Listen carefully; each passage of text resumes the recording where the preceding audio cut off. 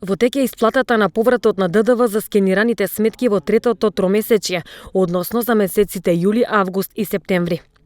Овој пат исплатата е малку подоцна од вообичаеното поради исплатата на парите од повратот од викендот без ДДВ.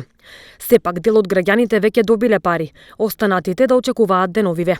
Податоците се обработени и сега парите веќе се префрлаат на сметките. Инаку управата за јавни приходи има рок да го изврши повратот 60 дена од денот на последната скенирана сметка во тромесечјето. По овој основ, според податоците, управата треба да им исплати речиси 430 милиони денари.